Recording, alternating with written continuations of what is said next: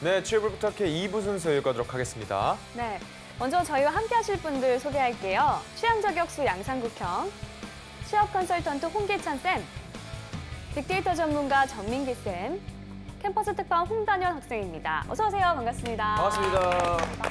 우리 전쌤 어떻게 지내셨나요? 갑자기요? 네. 잘 지냈습니다. 그래요? 너무 더워가지고. 너무 덥죠. 아, 진짜 지금 전기세 누진제 때문에 아. 에어컨 값이 너무나 걱정되고 있습니다. 식사하셨나요? 밥을 먹었냐고요? 네. 밥 먹었어요. 그런 아무 질문이 왜 되게 이래요? 싫어요. 그냥 맨날 학생만 이렇게 질문하다가 오랜만에 전쌤이 궁금해졌어요. 자, 알겠습니다. 우리 그런 건 단영 대기실에서 학생. 얘기하겠습니다. 네, 알겠습니다. 우리 단영 학생이 저번에 첫 시간이었잖아요. 네. 이번에 두 번째 시간인데 첫 시간 때 반응 어땠나요? 반응이 저는 굉장히 떨려 했었는데 네. 다른 분들은 차분하다고 말씀해 주셔서 저는 감사했습니다. 아, 그렇군요. 오늘도 자신 있으시죠? 네. 네, 좋습니다. 먼저 취준생이 알아야 할 시사상식 퀴즈부터 풀어봐야 합니다. 보미 씨, 방법 알려주시죠? 네, 먼저 그날의 문제의 출제자가 선정이 되면 퀴즈를 내주시면 되겠고요. 나머지 출연자는 맞춰주시면 되겠습니다. 단, 캠퍼스 특파원에게 우선권이 있다는 점만 기억해 주시면 되겠습니다. 자, 그럼 오늘의 출제자는 누군가요? 누굴까요? 두두두두두. 아, 처음 아닌가요? 보지 마! 내 거 정답 보고 맞추려고. 아, 상국이 형 위상이 많이 올라갔어요. 네. 출제권도 부여되고. 아유, 참 또 너무 쉽다 오늘 문제. 진짜. 내주세요. 자, 문제 내도록 하겠습니다. 다음 중 올 상반기 우리 사회 이슈가 아닌 것은 1번 남북 정상회담, 2번 더불어민주당 지방선거 압승, 3번 최저임금법 개정안, 4번 청년 취업률 상승. 너무 쉽다 오늘 좀. 자, 민기 쌤 알죠? 그럼요. 저도 압니다. 알죠? 네. 알죠. 저도 압니다. 알죠? 네. 근데 지난 시간에 우리 재정 씨가 1번을 먼저 대답을 한번 해보기로 했었거든요. 자신감 있게. 네. 객관식이기 때문에. 자, 저 단영 학생 알죠? 네. 자, 그럼 다 아는 것 같아. 재정이가 정답을 앞으로 크게 딱 말해줘요. 하나, 둘, 셋. 4번! 와. 이건 좀 쉬웠던 것 같습니다. 네. 예, 청년 네, 정말 취업률 자본에. 상승이 정답이었습니다. 우리 상반기 주요 이슈는 1, 2차 남북 정상회담, 여당의 지방선거 압승, 그리고 최저임금법 개정안 논쟁 등이 있었고 청년 취업률은 사상 최저로 떨어졌다고 합니다. 취업 준비 퀴즈 풀어봤습니다. 좀 화기애애한데요. 자, 이제 본격적으로 오늘의 기업 만나보도록 하겠습니다. 화면으로 함께 하시죠.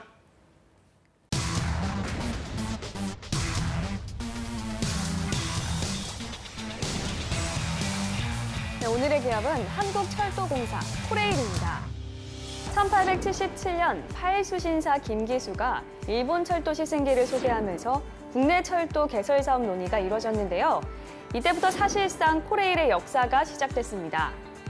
1894년 의정부 공무화문에 철도국을 두면서 우리나라 공식 철도 업무 수행을 위한 최초의 기구가 탄생, 당시엔 미국과 프랑스의 경인 경의철도 부설권을, 일본의 경부철도 부설권 특허를 주면서 철도 개발 사업이 시작됐습니다.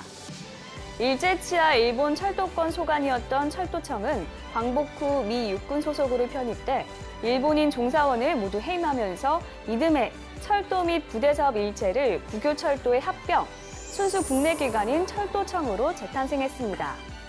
지금의 코레일은 1977년 국내 최초 국산 전동차 제작 시승 운행, 97년 세계 최초 냉장 컨테이너 열차, 2004년 경부 고속철도 1단계 개통까지 이어지며 한국철도의 명맥을 이어오고 있습니다. 네, 코레일 하면은 기업보다는 기차 여행으로 밖에 생각도 안 해본 것 같기도 하고 전철을 타면 코레일 써 있잖아요. 문에 맞아요. 이렇게 돼 있거든요. 그래서 그것만 좀 알고 있는데 의외로 취준생분들이 관심을 많이 갖고 있는 곳이라고 합니다. 우리 단영 학생 코레일 잘 알고 계신가요? 저도 코레일 하면은 기차 여행을 생각했었는데 네. 더 생각해 보니까 저 학교 다닐 때 철도공학과가 생각이 나더라고요. 아, 그래요? 네, 철도공학과가 그 건설 철도 전문 인력을 배치하는 기업이었는데요. 코레일에 입사를 많이 한다고 들었습니다. 기업 말고 이제 학과 네. 말씀하신 거죠? 네, 그렇죠. 아, 네, 그렇죠. 그리고 이번에 제가 듣기로는 코레일 경쟁률이 엄청 낮다고도 들었거든요. 예. 네. 꾸경님은 코레일 타보셨나요? 제가 또 코레일 홍보대사를 했었거든요. 와. 예, 그래서 1년 동안 홍보대사를 하면 그 기차를 무한대로 탈 수 있습니다. 우와, 진짜요? 1년 동안. 그 특실만 타셨다고. 아니 근데 한 번 타봤어 진짜. 한 번 더 이게 공짜로 주니까 더 안 타시더라고요. 지금은 끊겼는데 그거를 다시 관계자분들이 누가 보신다면 저에게 다시 1년을 연장을 좀 해주시면 감사하겠습니다. 네. 홍보 대사인데 한 번만 이용하면 취지에 맞지 않는 거 아니에요? 더 많이 이용을 했었어야 돼요. 그래서 달라고 하고 있잖아요. 싸울래요? 네. 빨리 다음으로 넘어가야 될 네. 것 같습니다. 이 코레일에 대한 빅데이터부터 한번 알아보도록 할까요? 네, 지난 1년 동안 16만 2천 건 정도 언급이 됐고요. 아, 연관어 맞네요. 1위는 역시나 KTX였습니다. 네. 그리고 열차라든지 그다음에 뭐 예매, 열차 시간표, SRT 이런 단어들 볼 수가 있었고 서울, 부산이 도시 중에서는 일단 우리가 KTX든 뭐든 타면 서울행이든 부산행이든 이걸 가장 많이 논하기 때문에 그런 것 같고요. 부산행은 좀비 맞죠? 네, 그렇습니다. 공유씨 나온. 네, 맞아요. 그리고 이번에 올해 이제 해고됐던 그 여승무원이 12년 만에 복직되다 보니까 맞아요. 관련된 네. 키워드들이 상당히 많이 나오고 있었고요. 재밌는 게 이제 쓰레기통이라는 키워드가 있어서 이게 그래요? 뭔가 하고 찾아봤더니 인터넷에서 화제가 됐던 게 일본의 한 네. 지역에서 쓰레기통에 이 코레일 마크가 찍혀 있는 쓰레기통이 있는 거예요. 그래서 사람들이 대체 이게 여기에 왜 있는 거냐 막 설전이 이어졌는데 일본 애들 훔쳐간 거 아니에요? 모르겠어요. 진짜 그게 거기 일제 딱 시대 때? 일제 시대 때 그때는 코레일이 아니었겠죠. 예. 어쨌든 간에 그게 왜 있는지에 예. 대해서도 지금도 계속 이야기가 오갈 정도로 굉장히 많이 회자가 되고 있더라고요. 해결이 안 됐나요 지금? 예, 해결이 안 됐어요. 아 그래요? 예. 해결 돼야 해요? 아니 이거 뭐 갖다 놓은 사람만이 이유를 알 텐데. 국가에서 반납 신청해야 되는 거 아니에요? 그게 모르겠습니다. 그러니까 간혹 가다가 이제 우리나라에 있는 제품들이 재활용돼 가지고 뭐 아프리카라든지 이런 쪽으로 가는 경우는 있는데 굳이 이게 일본에 가 있다라는 거에 대해서 많은 분들이 굉장히 궁금해 하셨고요. 네. 그 외에는 이제 평창이라는 키워드도 나왔는데 평창 동계올림픽 때 이제 코레일 KTX가 이제 개통이 됐잖아요. 평창까지. 그래서 이런 연관어까지 함께 볼 수가 있었습니다. 네. 알겠습니다. 자 그렇다면 코레일의 공채 어떻게 진행될까요? 최근에 이제 하반기 코레일 공채가 열렸어요. 그래서 많은 구직자들이 아주 뜨거운 반응을 보였는데요. 하반기 코레일 신입사원 공채 같은 경우에는 우선은 이제 서류 전형이 이루어지는데 이 서류 전형이라는 것은 적격자 전원의 그 적격자 심사하는 파트입니다. 그러니까 우리가 일반적인 기업이라고 하면 서류 전형을 점수화시켜서 직무 역량을 보는 이런 식의 전형이 아니라 자격 요건이 주어지게 되면 대부분의 학생들에게는 필기 시험을 볼 수 있는 그 기회를 줘요. 그리고 필기 시험에서 2배수로 NCS 시험을 보고 면접장 가게 되면은 그때부터 2대1의 경쟁률로 이제 채용이 흘러가고 코레일이 우리나라 공기업들 중에서는 채용 규모가 상당히 큰 편이고 또 한수원이나 한전 뭐 이런 대표적인 공기업들은 이공계들한테 많이 좀 기회를 주는 편인데 코레일은 물론 이공계 직군도 있지만 일반직 채용이 상당히 많습니다. 공채를 뜯어보면 공기업은 실제로 채용 인원 자체가 정확하게 공고되거든요. 전체 채용 인원이 1000명인데 이 중에서 일반 공채, 그러니까 누구나 도전할 수 있는 인원이 840명. 그다음에 보훈 추천으로 돌아가는 데가 일반직 40, 그다음에 상위 유공자가 120명 정도로 채용이 이루어지고요. 일반 공채가 지금 이번엔 그 경쟁률이 59대 1 정도로 이제 굉장히 높고요. 그다음에 이 일반직이 대부분의 학생들이 지원할 수 있는 우리가 흔히 얘기할 수 있는 뭐 여러 전공과는 무관하게 도전할 수 있는 일반직이 한 135명 정도 채용이 되고요. 그다음에 이제 수송, 그다음에 수송이 한 115명 정도. 그다음에 뭐 IT, 운전, 차량, 토목 다양하게 채용이 있어요. 이들 중에서 가장 경쟁률이 높았던 직군은 IT 직군이고요. 여기는 경쟁률이 한 108대 1 정도 이제 기록을 합니다. 그러니까 이 공기업 채용이라는 건 예전에는 이제 그 스펙이 좀 높아야 이런 공기업에 간다. 준비를 오래 해야 된다. 해야지 이 취업이 가능하다. 그런데 기회폭을 상당히 넓게 열었죠. 그러다 보니까 진입 장벽이 낮아지게 됐고 많은 학생들을 지원하다 보니까 경쟁률은 또 굉장히 높은 수준으로 여러분들 가늠하셔야 되고 합격의 당락을 좌우하는 게 면접이 한 2대1 정도 되기 때문에 NCS 시험이 그 무엇보다 중요해요. 그래서 실제로 이제 문제 해결 능력, 수리 능력, 의사소통 능력 이런 부분들에 대한 대비책이 갖춰져 있어야 취업이 좀 수월해진다. 그렇게 보시면 되겠습니다. 네. 네. 자, 이번엔 떠도는 한간의 소문을 확인해 봐야겠죠? 상국이요. 코레일에 오케스트라가 있다고 하더라. 하더라. 예, 기차랑 오케스트라가 어떻게 연결되는지는 모르겠지만 어쨌든 코레일이 직접 운영하는 오케스트라가 있다고 합니다. 맞죠, 요거? 실제로 코레일 심포니 오케스트라가 있는데요. 이게 2012년도 1월에 전 국민을 대상으로 해서 오디션을 통해서 선발이 됐다고 해요. 그래서 이 우수한 음악인들로 구성된 음악 단체가 되겠습니다. 그리고 여기서 자신들의 그 재능을 기부해가지고 국민들께 또 시민들께 음악을 선사하기 위한 그런 모임으로 운영이 되고 있고요. 80여 명의 단원이 활동을 하고 있고 서울역이나 용산 또 부산역 전국에 역사들이 많잖아요. 그런 역사에서도 이제 콘서트홀에서 전문 공연장처럼 다양한 연주 활동을 진행하고 있다. 그러니까 코레일이 공기업이다 보니까 일반 국민들에게 좀 기회를 주고 또 문화 예술 쪽으로 공헌할 수 있는 그런 활동들이 이루어지고 있는 것 같습니다. 네. 알겠습니다. 자, 그럼 코레일 직원들 연봉 어느 정도 됩니까? 네, 자플래닛이 7월에 공개한 자료를 보니까 평균 연봉이 3,681만 원입니다.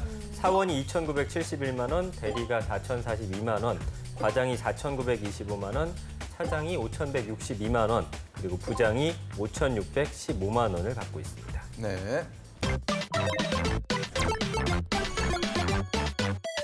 그러면 이번엔 기업에 대해 좀 더 깊숙이 알아보도록 하겠습니다. 핫한 키워드로 기업을 저격해보는 시간이죠. 상고기업. 네, 핫한 키워드로 기업을 저격해 보도록 하겠습니다. 꾸기의 해시태그! 첫 번째 해시태그 보도록 하겠습니다. 짜잔!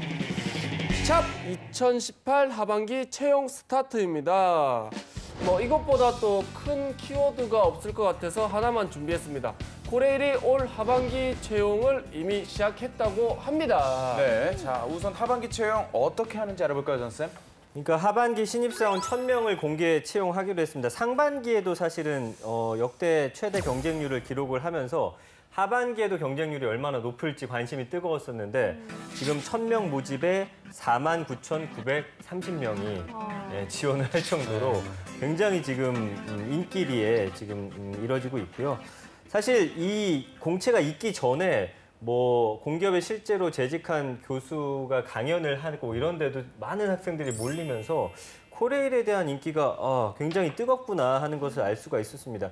그래서 일단은 뭐 이거 방송 보시는 분들은 내년 상반기를 좀 기대를 해야 될 것 같고요. 지금부터 이제 시작이 돼서 앞으로 뭐 이런 합격자가 나올 텐데 일단은 지금 경쟁률이 거의 50대 1 정도로 치열하기 때문에 이 코레일에 들어가기 위해서 정말 여러 난관을 뚫어야지만 들어갈 수 있겠다. 예, 이렇게 예상이 됩니다. 네. 네. 이 공기업이 워낙에 인기가 있다 보니까 아무래도 NCS의 중요성도 높아질 것 같은데요. 취준생들이 어떻게 준비를 하면 좋을까요, 홍쌤?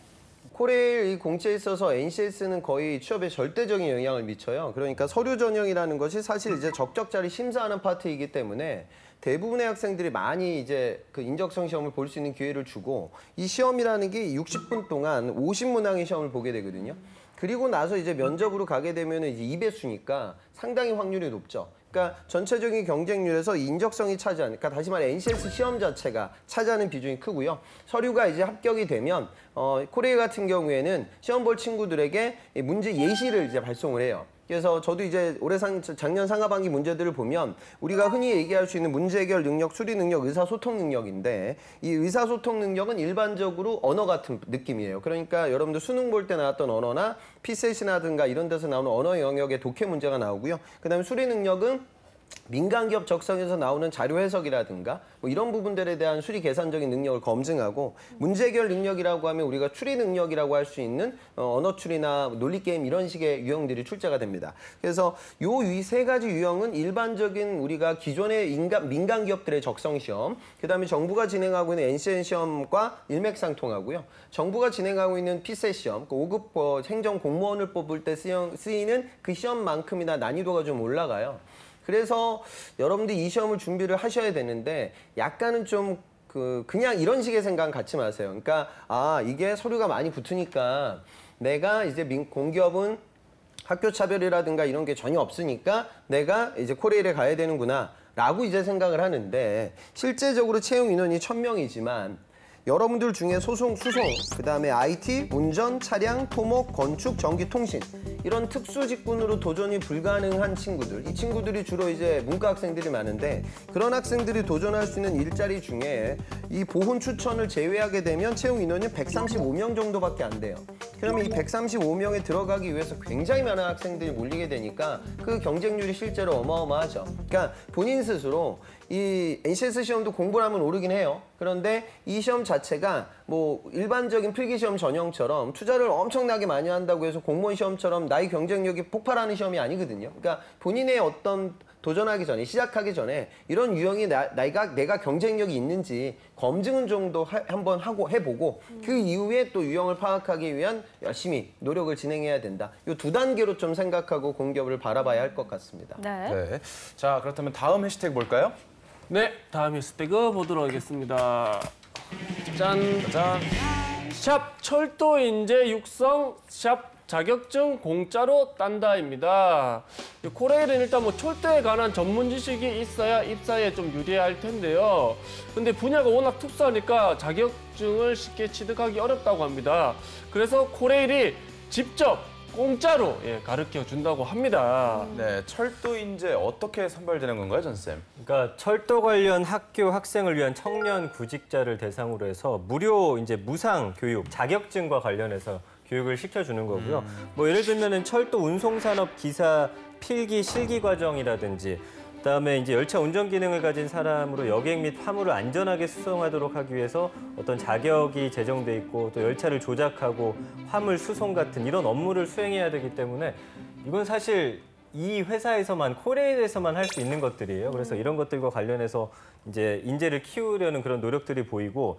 그다음에 이제 대학교 편의를 위해서 의왕시 인재개발원에 본원이 있고 대전과 연주의 분원에서도 또 실시를 하고요. 그러니까 뭐 지방에서도 이런 인재를 좀 발굴하기 위한 노력들 하고 있고 그 외에도 뭐 전기철도 산업기사라든지 철도 차량 정비기능사 이런 것도 무상 교육을 하고 있고요.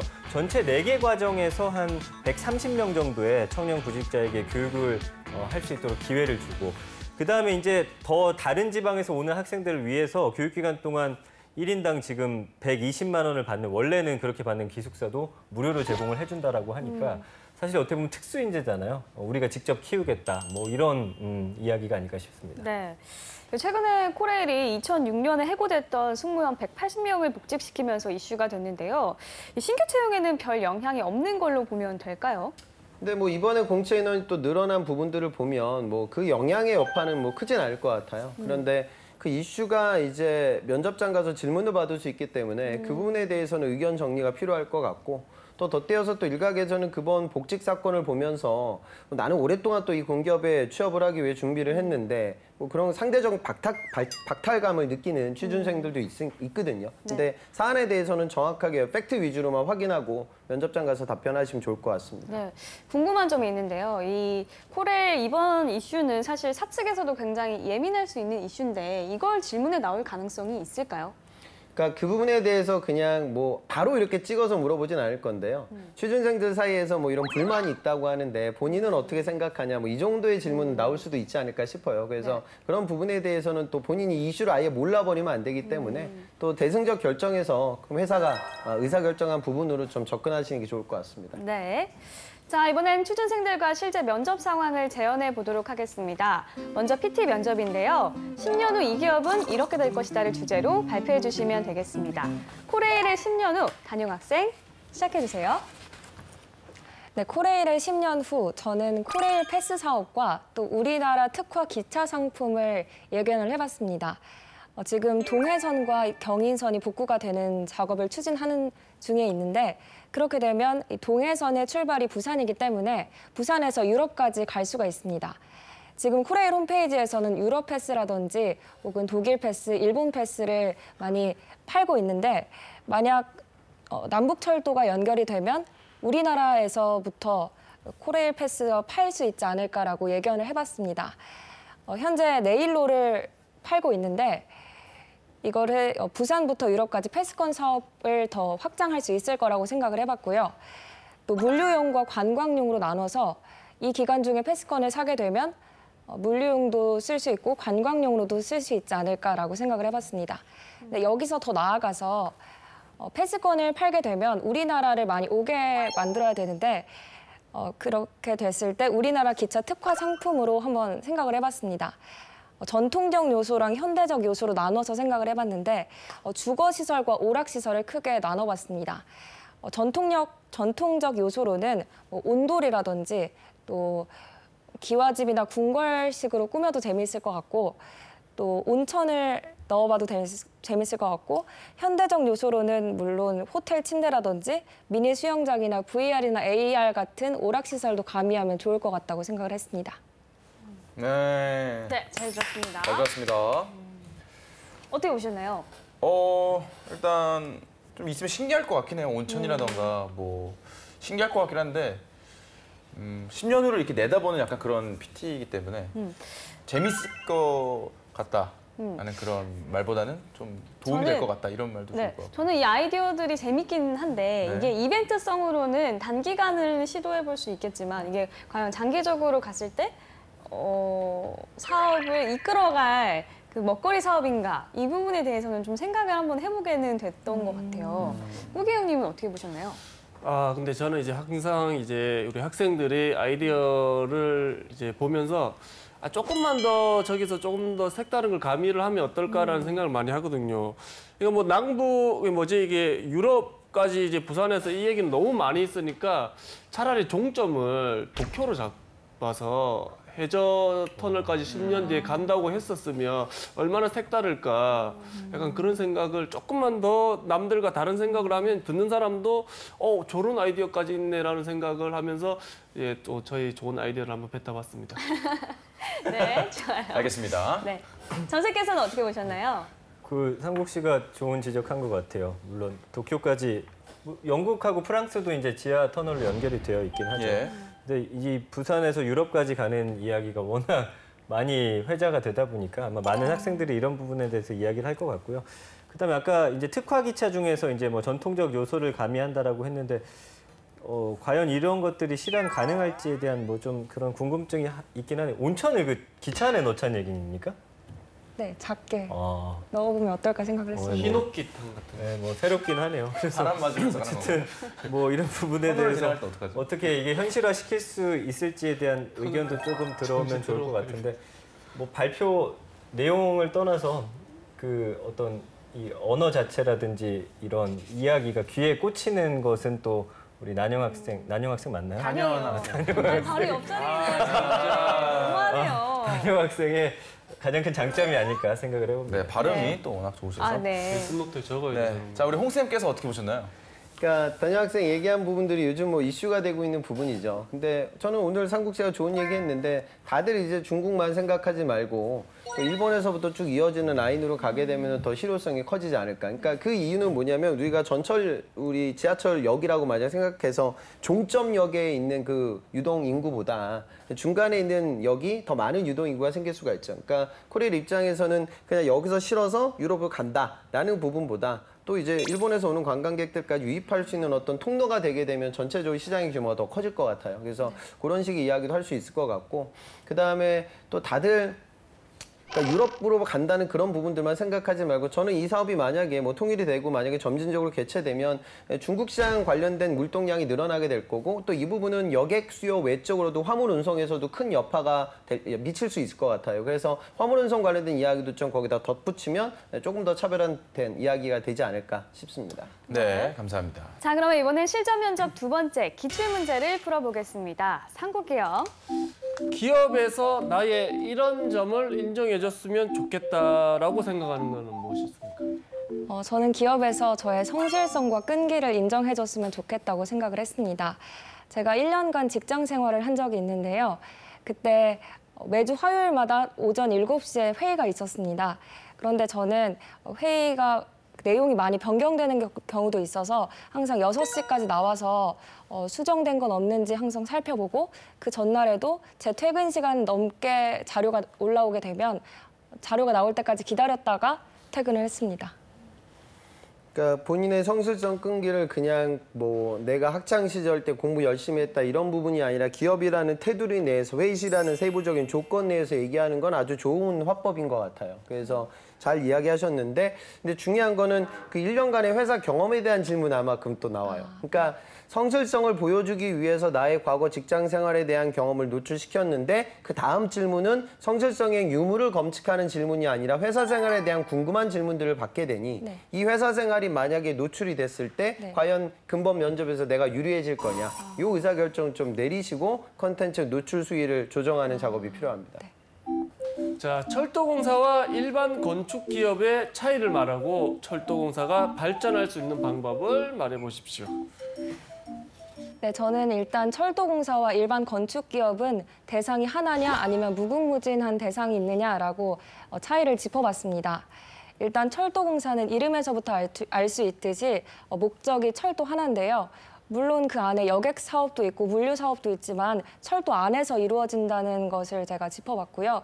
그리고 일반 건축기업을 찾아봤더니 집 같은 경우도 있고 공공 건물을 건축하기도 하고 또 조경물이나 전시 건축 이런 다양한 분야를 건축을 하더라고요. 그래서 대상이 많이 좀 차별화돼 있다라고 생각을 했고, 그럼 철도공사가 발전을 하려면 저는 이용객 입장에서 한번 생각을 해봤습니다.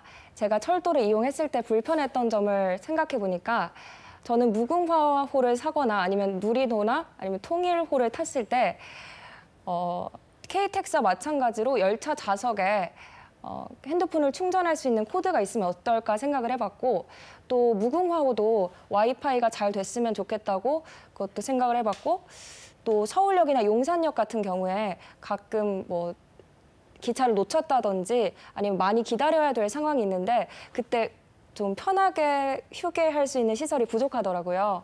그래서 좀 공항 같은 시설은 아니더라도 좀 더 편리하게 쉴 수 있는 공간이 있으면 좋겠다라고 생각을 했습니다. 네. 통일호가 아직까지 있나요? 누리호 통일호가 홈페이지에 있었습니다. 그러니까 여객 서비스의 질을 높이기 위한 아이디어 개진은 좋은 것 같아요. 그런데 또 우리 코레일도 엄연의 기업이기 때문에 수익률 모델을 좀 고려해야겠죠. 그래서 만약에 똑같은 지금 뭐 가격이다 서비스가 운송 서비스가 차등화돼 있는데 거기다 다 동일한 서비스를 제공하게 되면은 또 사람들이 프리미엄 서비스는 많이 이용을 안 할 수 있는 그런 문제점이 생기기 때문에 무조건 다 고객들의 서비스의 질을 높인다는 관점보다는 코레일의 사업적 관점에서의 의사결정도 이루어져야 한다. 이 부분이 좀 추가되면 조금 더 부드럽게 이야기가 들릴 것 같습니다. 네. 자, 이렇게 실전 면접까지 마무리하면서 지금까지 코레일에 대해서 알아봤는데요. 단영 학생 어떤 매력을 느꼈나요? 저는 코레일에 대한 기업적 정보도 알 수 있었고 또 NCS 관련해서도 더 깊이 알아볼 수 있어서 좋았던 시간이었습니다. 네. 자, 홍쌤의 꿀팁 또 빠질 수 없겠죠? NCS가 적용되고 나서 공기업들이 기회 폭을 넓혔습니다. 그래서 아주 옛날에는 학점, 뭐 토익 점수 이런 게 중요했는데 이제는 그런 부분들을 보지 않고 채용이 이루어지죠. 근데 아셔야 되는 부분은 의외로 제가 학생들을 만나다 보면 내가 직무적인 역량이 없네? 그다음에 내 스펙이 낮네? 내 학교가 좋지 못하네? 내가 나이가 많네? 공백이 있네? 그러면 공기업에 가야지. 근데 사실 우리가 얘기하는 이런 주요 메인 공기업들은 예전부터 민간 기업보다 들어가기가 어려웠던 기업들이거든요. 그래서 그 부분을 좀 고려를 하라. 물론 문턱이 낮아져서 내가 도전할 수 있는 그런 기회폭이 넓어지는 거 너무나 좋은 일인데 현실적으로 경쟁률은 또 그거 못지않게 올라간다. 이런 현실도 같이 좀 고려해서 공기업 도전을 좀 이행하시는 여러분들이 되셨으면 좋겠습니다. 네. 자, 코레일 알아봤습니다. 이 공기업에 관심 많으신 분들이 굉장히 많은데 오늘 이 취업을 부탁해 보시면서 큰 도움과 힘이 됐으면 좋겠습니다. 오늘은 저희 여기까지고요. 다음 시간에 다시 찾아오겠습니다. 감사합니다.